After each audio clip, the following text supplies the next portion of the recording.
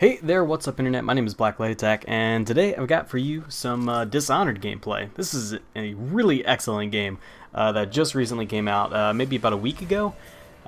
Should be Friday today. I forget what day exactly it came out, but it was within the past week. And this is a game that's pretty story-based. It's a one-player game, and it's got a lot of free roaming sort of aspects to it. It's very mission-based. It's a mission-based game.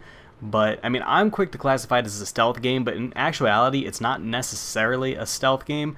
It can be a stealth game if you want it to be, or it can be a sort of first-person, runny, shooty, hacky, slashy kind of game. Basically, the game is played however you want. It's all about revenge, assassination, getting rid of people you don't like, that sort of thing. I won't spoil anything about the story here. All you need to know is that your main character is in some way dishonored and seeks revenge. And he gets some mysterious shadow powers along the way. Now you may notice the screen kind of bugging out a few times, sort of like jilting. That's because I'm quick saving and quick loading, just to make sure I get a perfect run through of this level. I didn't have to do too many quick saves and quick loads throughout, but if you see the screen kind of jilt off real quick, that's probably me quick saving, quick loading, and I just edited it so that it's all nice and smooth anyway. So you may notice I'm going around stabbing a bunch of people in the neck, and there are two bonuses you can get at the end of a mission, which are really difficult to get. One of them is called Ghost, which means you go throughout the entire level completely undetected by any enemies. And the other one is non-lethal, which means you got through without killing anybody. Now this particular run is a lethal run, so I am going to be killing a whole lot of people, but I also made sure that this was a ghost run, so you'll see that at the end. I'll get the little checkbox for the ghost thing. Now my main game, I'm playing a non-lethal, as close to ghost as I can get, as close to non-lethal and as close to ghost as I can get, but this isn't my main game.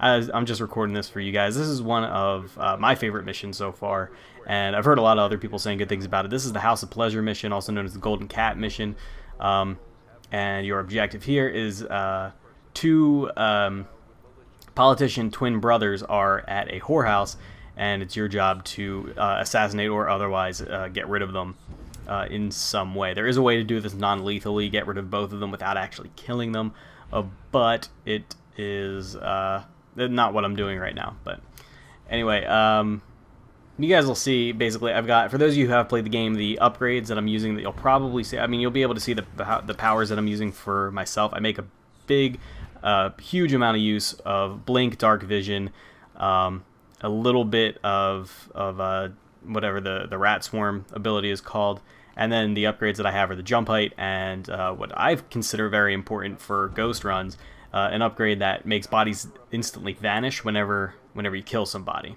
As long as I only have the first version, basically there's two versions of it. The first is if you kill an unaware enemy, their body will vanish into dust, and if the second version is if you kill anybody, they'll vanish into dust, even if they knew you were there.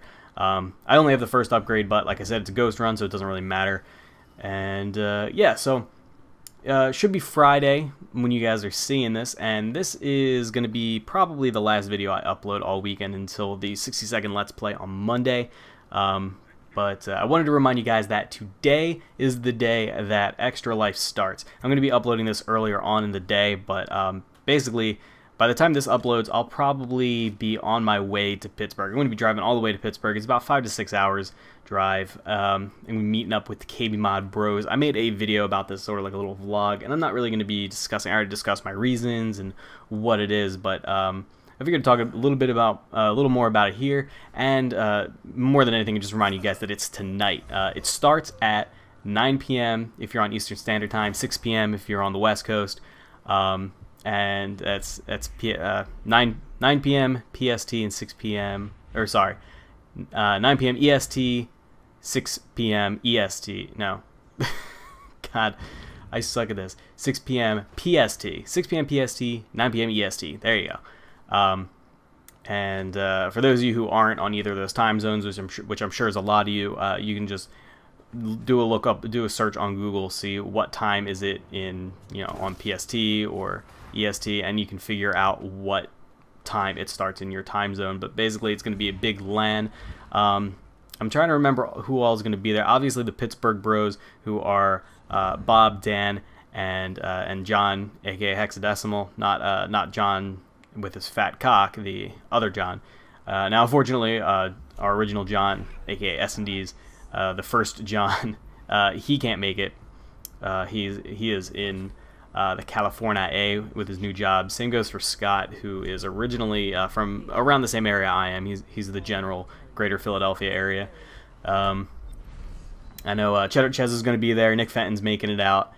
And it's going to be a really good time. So we're all going to be basically in one room. I'm bringing my PC. Most of us are bringing our PCs and bringing a PC and a monitor. I'm still trying to figure out how I'm gonna transport all this shit without like damaging my monitor.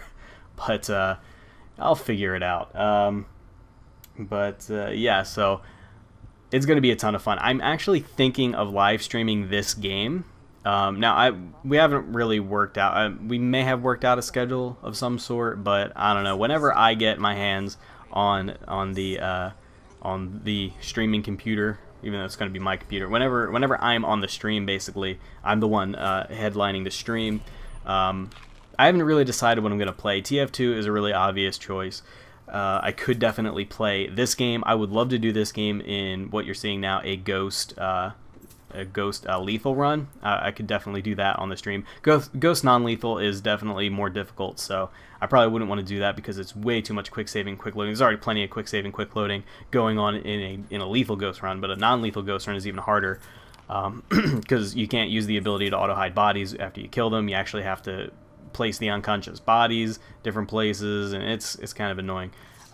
By the way, this is a story bit right here. I'm just going to fast forward through it. There's 2 points where I fast forward just to try to shorten the length. The video is pretty long, so just in an effort to shorten the length of the video just a bit, I've sped up these parts. Besides, I don't want to spoil too much of the story, but basically a second part of this mission is you're trying to rescue this little girl who's pretty important to the story. Yeah, so that would be really great to play this game. Like I said, DF2 is a possibility. I guess Pokemon is a possibility. I could always load up a ROM and do just sort of a Nuzlocke run. You know, have people maybe bidding donations on what they want my Pokemon to be named. Like, okay, if you like, bidding starts at $1. Name my Pokemon. Somebody will be like, no, $2 if you name him Cornwallis. $3 if you name him Ballsack. You know, whatever. That could definitely be a thing that I do. I mean, I know we're going to be playing Blacklight Retribution with Garrettson. We're going to be doing all kinds of stuff.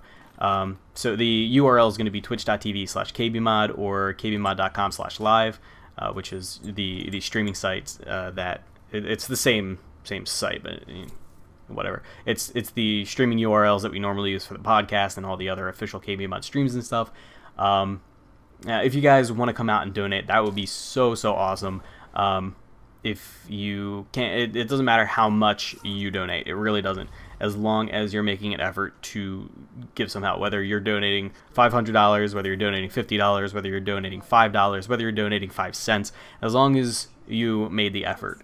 And then, of course, those of you who don't have any access to PayPal or a credit card or any other sort of online payment, you can always just try to spread the word and get it out there. You know, link my my previous video. I wouldn't link this video; it's too long. But link my previous video. Link other KBMod Bros or any other people's videos. The people that we have on our team this year are pretty awesome. I mean, of course, there's all of us KBMod guys. The guys who are not necessarily going to be at the LAN are still going to be part of the live stream.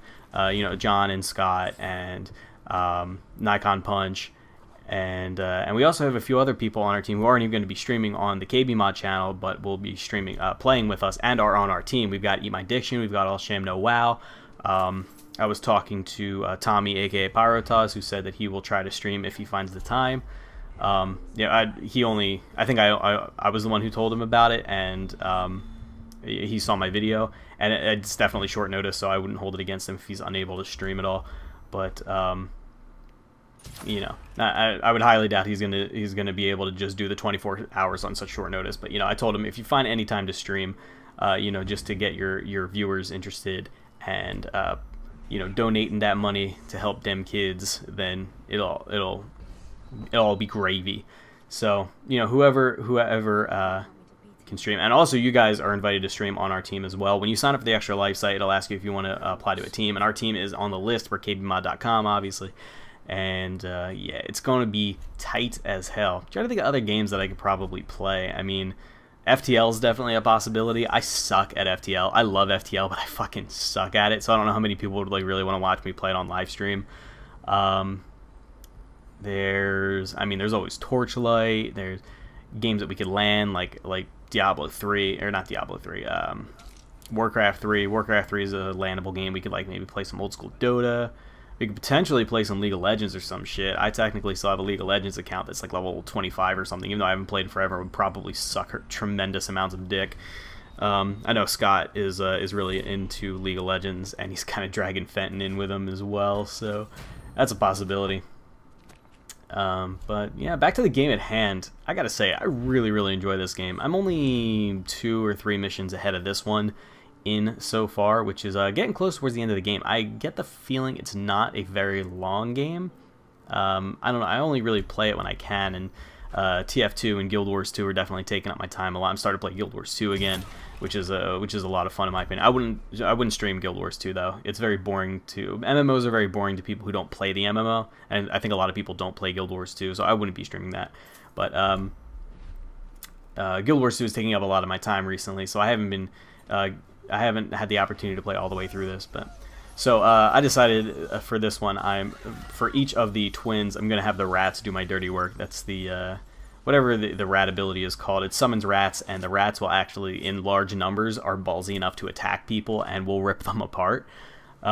If you come across a few rats, they're not a threat, but if you come across a whole bunch of them, they'll attack you. You can fight them off, you can kill a couple of them, and then they'll run away because they don't have enough numbers to swarm you anymore. But if a whole bunch of them show up, like using that summon ability, then they will rip people apart, and it's pretty gross and pretty awesome. So I just did that to take them out without arousing suspicion for myself, because like I said, I want to go completely undetected here.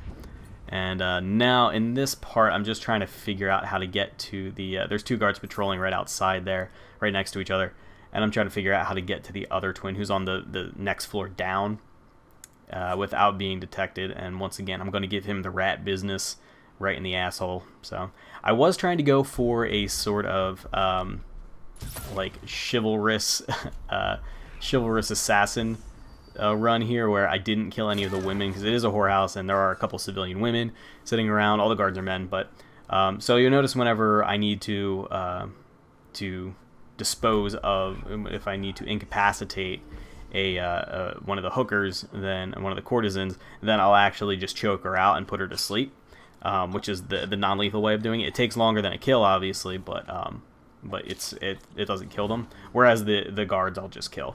So that's what I was trying to do, but unfortunately the two twins, they have courtesans in their rooms with them, so they unfortunately are both victims of the carrion rats. There's also one later on, and I'm not sure if I fast forwarded this part or not. No, it looks like on the timeline it didn't, where I kind of got lost on my way out, and I ended up in some steam room, and I was just kind of experimenting. I was like, oh, there's like a valve I can put here. Let me turn the valve and see what happens. And then I ended up just killing 2 people, one of them being a courtesan, that I didn't even know they would die. I was just like, all right, whatever. I just kept going.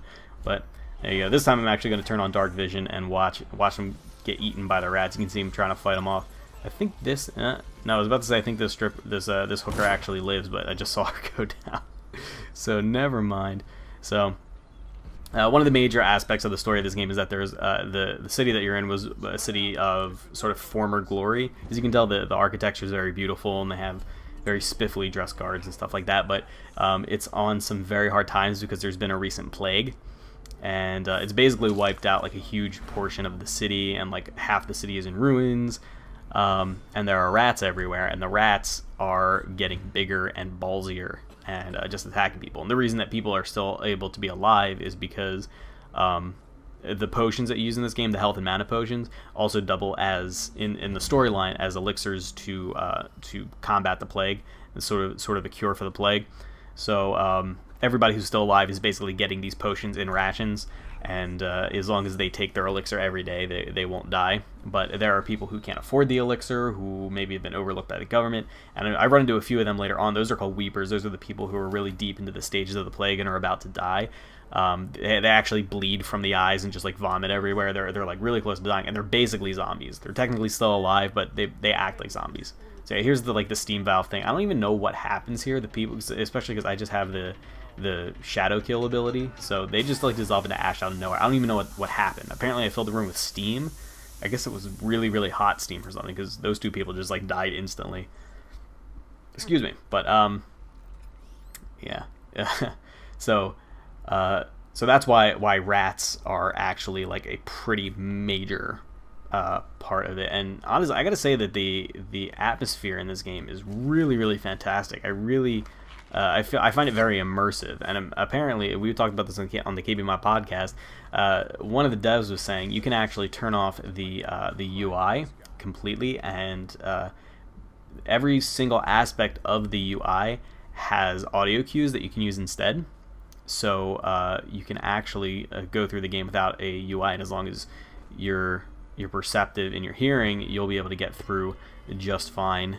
And he said, as he said, it really helps with the immersion to just turn off the health and the mana display and all that. And I don't really know how you would activate your powers. I guess you would just see the power wheel whenever you pull it up. But you can also bind powers to your number buttons. But I don't really like doing that. I just use the wheel because it pauses it when you open up the wheel anyway. So might as well. I must have a little bit to go yet, because I still have not seen any of these enemies called tall boys. Tall boys are like not something you want to fuck with. They're just guards that are on these giant like mechanical stilts, and they have like flamethrowers and machine guns and some shit. I don't know. This is all going off of the like what I saw in like some Game Informer article or something. But yeah, this is just about the end. So I've assassinated the two brothers. I finally made it out of the back entrance, or the back exit of the Golden Cat, and here's some of these weepers I was talking about. These are the plague victims, and just trying to figure out how to get past them. I was thinking like maybe I should kill them, but I quick loaded here because I killed the one that's right in front of the door, and the other two got alerted, so I was like, ah, fuck. So I just teleported past them, and I'm just making my way out now. And yeah, it's pretty much clear sailing from here, but you still got to be careful because there are guards patrolling the streets. Another big aspect of the story in this game is that the city has basically become a police state, and citizens are not treated well at all by the guards. Of course, it's like a very dystopian look at things. You know, it's definitely like a totalitarian government and shit, and people are not being treated right. And you know, it's like a very religious city, so if you speak anything that they consider heresy, they'll bring you in, and it's basically like the Crusades. They'll torture you to death basically just for saying the wrong shit. So so they have like all these checkpoints, and you know, there's just huge guard stations in the middle of the street. You can't go somewhere without being liquidated if you don't have the right clearance. So really awesome game, highly recommend it. Since it's one player and might be kind of short, I would recommend maybe waiting until there's a price drop. But I don't know how quickly that's going to happen, because this game did get some pretty rave reviews. But anyway, that's going to be the end. We got back to the boatman, and he's going to take us back home. There you go. That's the Ghost Run, Lethal. And don't forget, guys, show up to the live stream. It's going to be tonight, starting at 9 or 6 or wherever you are. It's going to be awesome. See ya.